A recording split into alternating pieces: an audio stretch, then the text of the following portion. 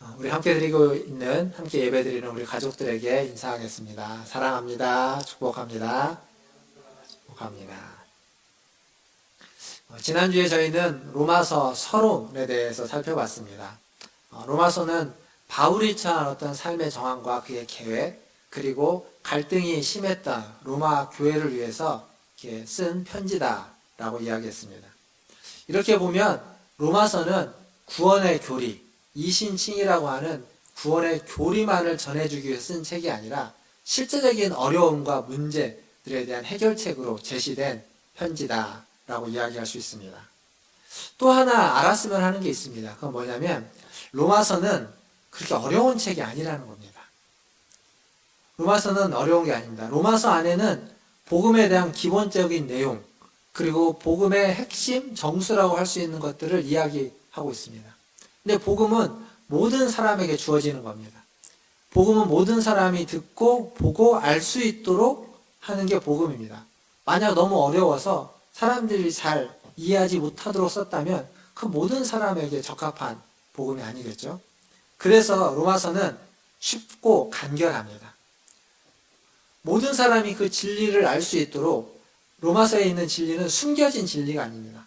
그러니까 보물을 꽁꽁 숨겨놓고 찾아보라가 아니라 잘 보이도록, 광장 앞에다가 잘 보이도록 세워놓은 진리, 그게 로마서의 진리입니다. 모두가 알 수 있도록, 지나가는 사람도 보고 지나가는 사람도 듣고 깨달을 수 있도록 한 것이 로마서의 진리라는 거죠. 프랑스 파리에 가면 에펠탑이 있습니다. 에펠탑은 파리 시내 어디에서든지 잘 보인다고 합니다. 파리 시내는 높은 건물이 별로 없기 때문에 웬만한 곳에서 에펠탑이 잘 보이는데 로마서의 믿음도 마찬가지입니다.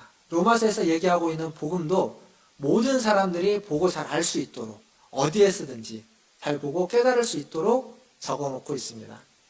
그런데 에펠탑을 가보면 에펠탑에 올라갈 수가 있는데 걸어서 한 3분의 1 정도는 걸어서 올라갈 수 있다고 합니다.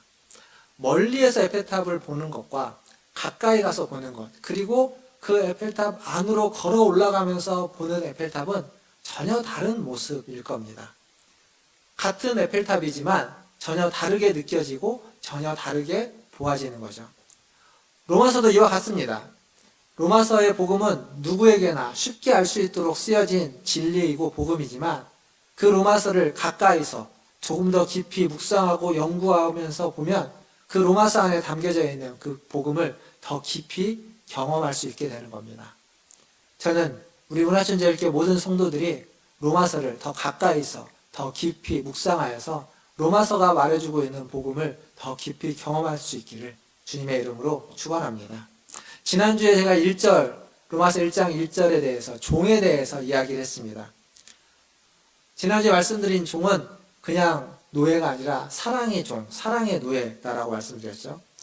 돈이 없고 힘이 없어서, 가진 게 없어서 어쩔 수 없이 노예로, 종으로 전락해서 그냥 죽지 못해 살아가는 그런 종이 아니라 주인을 너무 사랑해서 자기에게 주어진 자유라고 하는 그 권리를 다 포기하고 주인의 노예로서, 종으로서 평생 살아가기로 서약한 종, 그게 바로 사랑의 종입니다. 그래서 이 종의 모습은 아름다운 종이고 감격스러운 종과 주인의 모습으로 이야기할 수 있습니다. 그게 로마서 1장 1절에 이야기하고 있는 종이죠. 그 뒤에 1절에는 사도와 택정함을 입었다라는 표현이 나옵니다.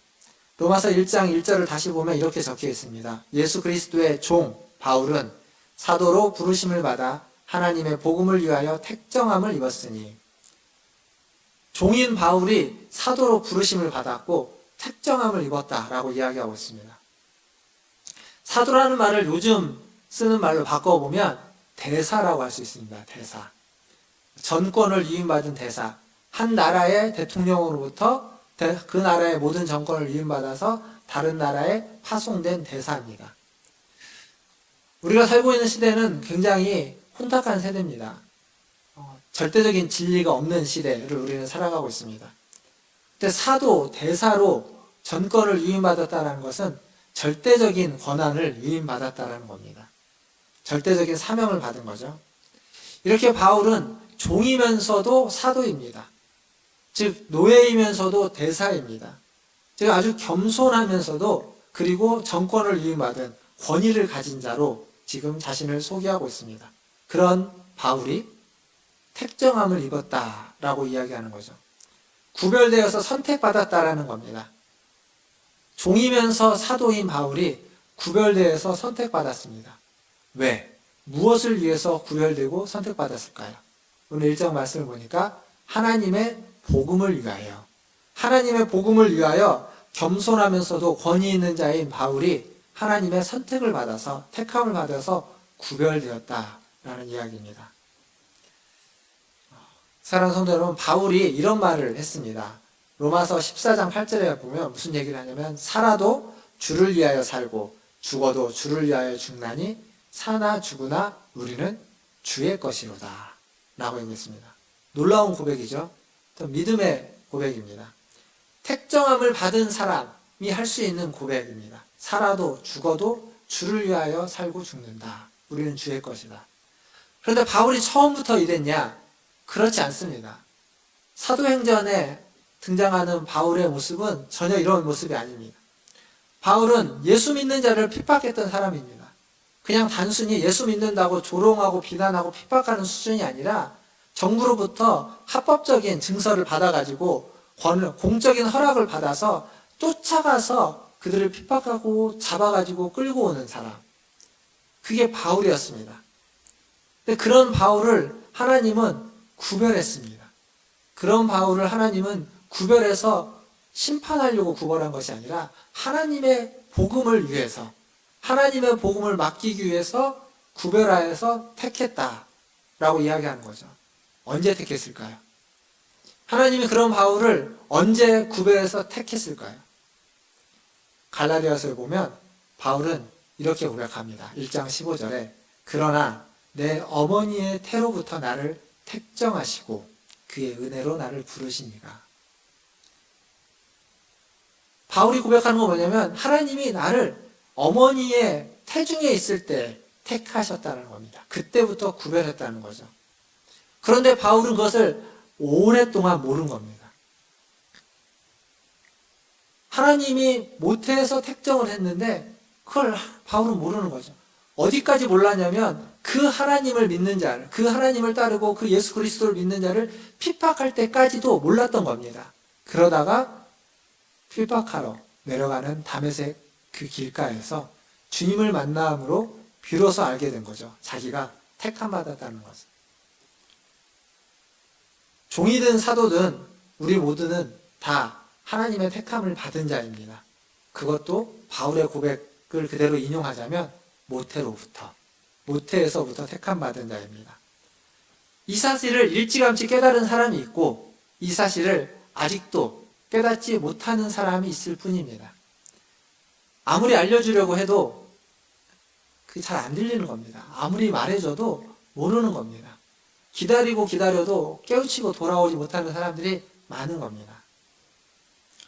사랑하는 성도 여러분, 이 택함과 그리고 이 택함을 깨닫는 시간 사이에는 시간차가 존재할 수밖에 없습니다. 이 시간차가 어쩌면 우리의 인생이라고 얘기할 수 있겠죠.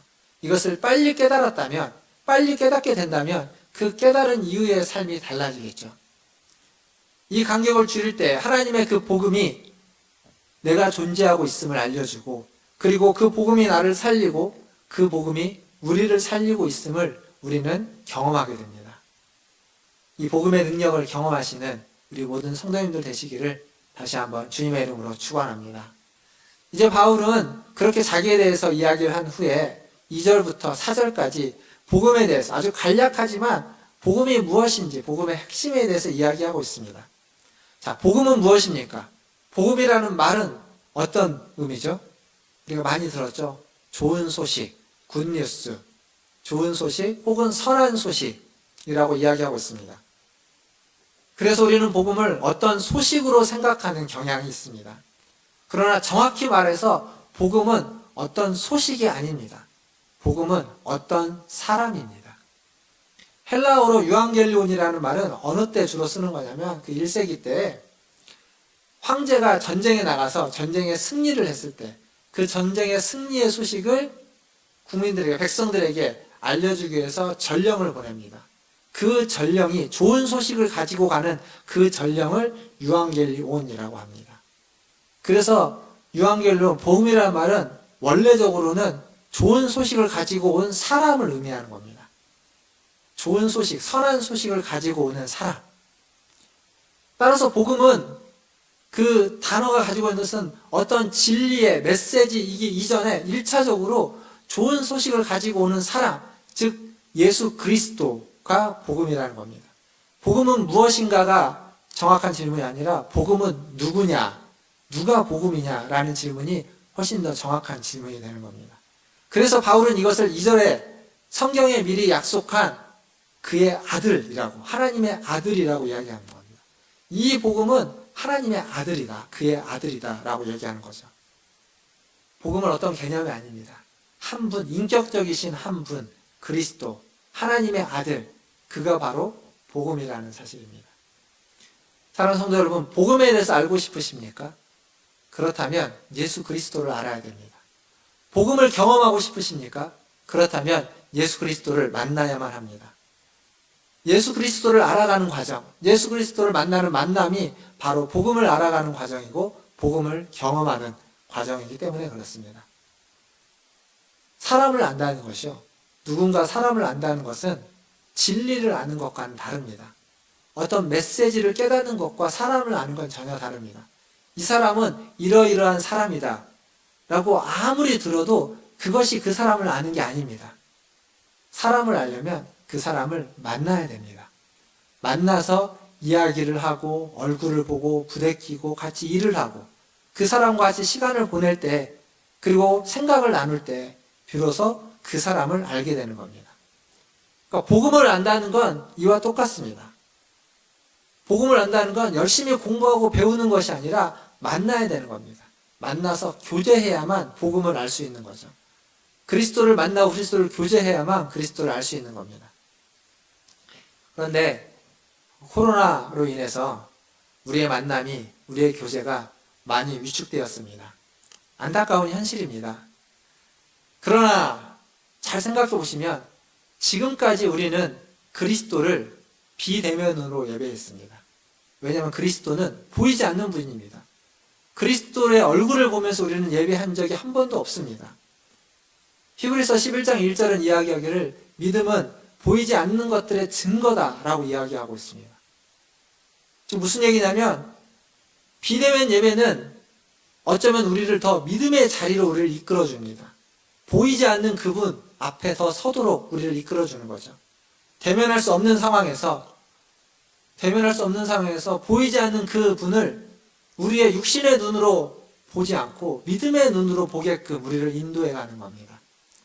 육신의 눈으로는 대면하지 못하지만 믿음의 눈을 떠서 그리스도를, 보이지 않는 그리스도를 보시고 대면하시고 만나시고 교제해서 더 알아가시는 저와 여러분 되기를 주님의 이름으로 축원드립니다.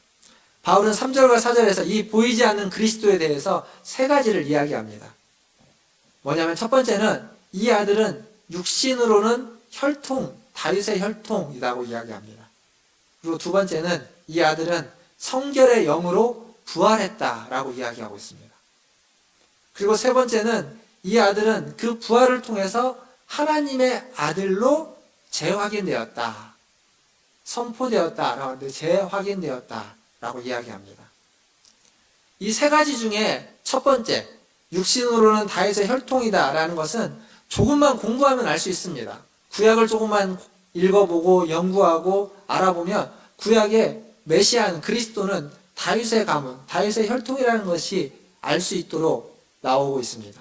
그래서 조금만 생각하면 알 수 있습니다. 그런데 두 번째와 세 번째는 다릅니다. 두 번째와 세 번째, 성결의 영으로 부활했다? 부활했다라는 건 죽음을 전제로 하는 건데 죽고 난 다음에 다시 살아났다? 이건 우리의 상식으로 이해할 수 있는 얘기가 아닙니다. 초자연적인 거죠.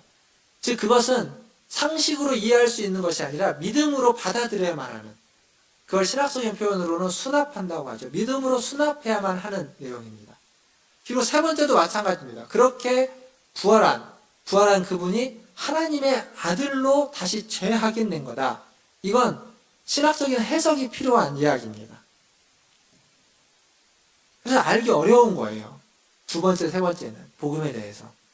근데 제가 뭐라고 말씀드렸냐면 로마서의 복음은 쉽고 간결하다고 이야기했습니다. 누구나 다 알 수 있다라고 말씀드렸습니다. 그런데 이게 이렇게 어려운 거면, 이렇게 초자연적이고 이해할 수 없는 거라면 어떻게 알 수 있을까요? 근데 그것을 단번에 알 수 있는 방법이 있습니다. 그게 뭐냐면 제가 앞에서 이미 말했는데, 단번에 알 수 있는 방법은 부활하신 그리스도를 만나는 겁니다. 요한복음 20장에 가보면 도마 이야기가 나옵니다. 도마 이야기. 그때 도마가 예수님이 부활했다라는 그 제자들의 이야기를 듣고 믿지 않았습니다. 나는 손에 못자국 난 손을 보고, 그리고 옆구리, 창에 찔린 옆구리에 내 손을 넣어보지 않고는 믿을 수 없다라고 했습니다. 도마가 예수님의 옆구리에 손을 넣어봤나요? 아닙니다. 손을 안 넣어보고 그는 믿었습니다. 왜요? 부활하신 예수님이 그 앞에 나타났습니다. 부활하신 예수님 그 앞에 나타나자 그는 그게 필요가 없었던 겁니다. 못자국 난 손을 볼 필요도 없었고 옆구리에 손을 집어넣을 필요도 없이 단번에 주는 그리스도시요 살아계신 하나님의 아들입니다 라고 고백하는 겁니다. 나의 주 나의 하나님이라고 고백하는 겁니다. 단번에 아는 겁니다. 단번에. 그 도마에게 예수님이 이렇게 말씀하시죠. 너는 나를 본고로 믿느냐? 보지 못하고 믿는 자는 복되도다 라고 말씀하십니다. 바로 우리들입니다. 보지 못하고 믿는 자. 보지 않고 대면하지 않고 보는 자, 믿는 자, 우리들을 향해서 예수님은 더 복되다라고 이야기하고 있습니다.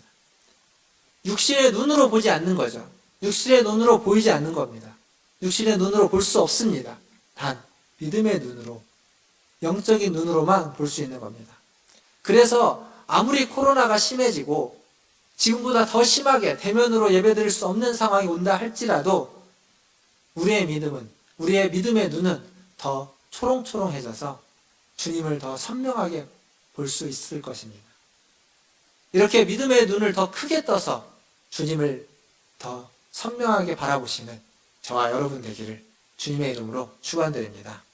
믿음의 눈을 열어서 주님을 보는, 복음이신 주님을 만나는 사람에게 주님은 요청하는 것이 있습니다. 요구하는 것이 있습니다. 그게 바로 믿음의 순종입니다. 오늘 우리가 읽었던 본문 5절에 나오는 거죠. 믿음의 순종, 믿음으로 순종하는 것. 그리스도를 믿고 순종하는 겁니다. 복음을 믿고 순종하는 겁니다. 순종해서 날마다 죄에 대하여는 죽은 자로, 하나님에 대하여는 산 자로 살아가는 것. 그것이 바로 믿음으로 순종하는 겁니다. 이 믿음의 순종은 로마서의 맨 마지막 16장 26절에 로마서의 결론에도 똑같이 나옵니다. 믿음의 순종이. 이것을 두고 많은 신학자들이 믿음과 순종의 관계에 대해서 많은 이야기를 하고 많은 연구를 했습니다. 굉장히 복잡하기도 하고 다양합니다. 근데 다 아실 필요 없습니다. 딱 하나만 기억하면 됩니다. 딱 하나만. 그건 뭐냐면 순종이라는 것은 믿음에서 흘러나온다는 것. 순종은 믿음의 결과라는 겁니다. 그러니까 선후로 따지자면 믿음이 앞서 있을 수 있습니다. 그러나 동전의 양면이 붙어 있으면 어디가 앞이고 어디가 뒤라고 이야기할 수 없는 것처럼 믿음과 순종은 동전의 양면입니다. 둘은 떨어질 수 없는 불가분의 관계에 있습니다. 믿음으로 순종한 아브라함, 창세기에 나오는 그 아브라함의 모습. 믿음과 순종이 떨어질 수 없는 모습입니다. 뿐만 아니라 다메섹 도상에서 부활하신 예수님을 만나고 그래서 이방인의 사도로 부름받아서 순종하면서 살아가고 있고 지금 로마서를 쓰고 있는 이 바울, 그 바울에게도 믿음과 순종은 떨어질 수 없는 것이었습니다. 절대적으로 떨어질 수 없습니다. 분리될 수 없습니다. 믿음이 먼저냐 순종이 먼저냐 굳이 이야기할 필요가 없이 믿음이 있다면 순종은 당연히 따라오는 것이고 순종이 있다면 거기에는 믿음이 당연히 전제되어 있는 것입니다. 불가분의 관계라는 것이죠. 이제 오늘 말씀을 좀 정리하겠습니다. 투투 신부라는 분이 계십니다. 그 남아공에서 노벨 평화상을 처음 받으신 분인데요. 성공회 주교입니다. 근데 이 투투 주교가 어렸을 때 이런 경험을 했습니다. 그가 어렸을 때 남아공에서는 백인과 흑인의 이 차별이 워낙 심해서 백인이 길을 오면 흑인들은 길을 비켜줬다고 합니다. 옆으로 길을 비켜주고 고개를 숙여서 허리를 숙여서 백인이 지나갈 때까지. 마치 우리나라 그 조선시대에 양반들이 지나갈 때, 이리 오너라 하면서 이렇게 임금들이 지나갈 때 백성들이 절을 하면서 고개를 들지 못했던 것과 비슷한 모습으로 남아공에서는 그랬다고 합니다. 그런데 하루는 어머니와 함께 길을 지나가고 있는데 저기 멀리서 백인이 오는 걸 봤다고 합니다. 그래서 그의 어머니가, 투투의 어머니가 투투를 붙잡고 얼른 길 옆으로 이렇게 비껴 세우려고 하는데 그 순간 그 백인이 자기들을 보고 길 옆으로 비껴 서는 겁니다. 그리고 모자를 벗어서 가슴에 대고 정중하게 자세를 취하면서 먼저 지나가라고, 손짓을 통해서 자기 어머니에게 손짓을 해서 먼저 지나가라고 했다는 겁니다. 투투는 처음 경험하는 일이었다는 거죠. 그리고 저 사람이 누군지 유심히 쳐다봤다고 합니다. 나중에 어머니에게 묻습니다. 엄마 저 백인은 왜 우리 보고 먼저 가라고 하는 거지? 저 백인은 뭐가 다른 거냐고, 왜 다른 사람하고 다르냐고 물어봤을 때 그 어머니가 이렇게 대답했다고 합니다. 그분은 성공의 대주교님이시다고, 하나님의 말씀을 따라서 선한 일을 베풀고 있는 것이라고 이야기했다고 합니다. 그러자 투투는 어렸을 때 그 얘기를 듣고 나는 커서 대주교가 되겠다고 다짐을 했고 실제로 대주교가 됐습니다. 그 투투는 그 성공의 신부가 보여진 그 공손함과 그 친절함을 평생 잊지 못했다고 합니다. 그래서 그는 인권운동을 한 거죠. 흑인과 백인의 그 차별이 심했던 그때에 흑인들을 위해서 인권운동을 하면서 동시에 흑인들에게 이렇게 외쳤다고 합니다. 공손한 사람이 되라고, 친절한 사람이 되라고. 그게 하나님의 나라의 사람들이라고 외쳤다고 합니다. 사랑하는 성도 여러분, 복음은 모든 사람들에게, 오늘 말씀에서 보면 모든 이방인에게 주어진 것입니다. 유대인과 이방인 모든 사람들에게 복음은 주어졌습니다. 즉 모든 이 세상의 사람은 복음이신 예수님을 만나야만 합니다. 그리고 그 만남에 우리는 통로가 되어야만 하는 겁니다. 우리의 공손함과 우리의 친절함이 그 예수님을 만나는 통로로서, 지렛대로서 역할을 해야만 하는 거죠. 그런데 안타까운 것은 지금 개신교도 교회를 향해서 사회적인 평가는 아주 냉정합니다. 얼마 전 설문조사에서 나온 것처럼 거리를 두고 싶은 사람, 이기적인 사람들, 이중적인 사람들, 사기꾼 같은 존재들, 이런 평가를 듣고 있습니다. 상식이 통하지 않는 사람, 이렇게 교회와 그리스도인을 향한 이러한 비난은 고스란히 그리스도가 당하는 비난이라고 이야기할 수밖에 없습니다. 우리는 그리스도의 이름을 위하여 믿음에 순종을 하는 사람들입니다. 그리스도의 이름을 영화롭게 하기 위해서 믿음에 순종을 하는 사람들인데, 그런데 우리로 인해서 그리스도의 이름이 비난을 당하고 욕을 먹고 있다면 그건 안 될 일입니다. 단순히 욕먹지 않기 위해서가 아니라 그 이상을 우리는 할 수 있어야만 하는 겁니다. 그 방법은 다시 그리스도를 만나는 겁니다. 다시 그리스도를 만나서 우리의 비상식과 우리의 이중적인 모습을 깨트릴 수밖에 없습니다. 분열과 갈등, 차별이 있는 곳에 그리스도이신 복음이 가서, 그리고 그 그리스도이신 그 복음을 들고 그리스도인들이 찾아가서 화해와 회복의 밑거름이 되는 겁니다. 그리스도인이라는 이름이 비상식과 분열과 갈등과 혐오를 이야기하는 이름이 아니라 그리스도라는 이름이 사랑과 긍휼과 화해와 공손과 친절의 이름으로 이야기되어지고 알려져야만 하는 겁니다. 이것이 바로 그리스도의 이름을 위하여 믿음으로 순종하는 것입니다. 오늘 이 예배에 참여하시는 우리 모든 성도님들이 그리스도의 이름을 위하여 믿음으로 순종하시는 이러한 삶을 사시는 성도님들 다 되시기를 주님의 이름으로 축원드립니다. 기도하겠습니다.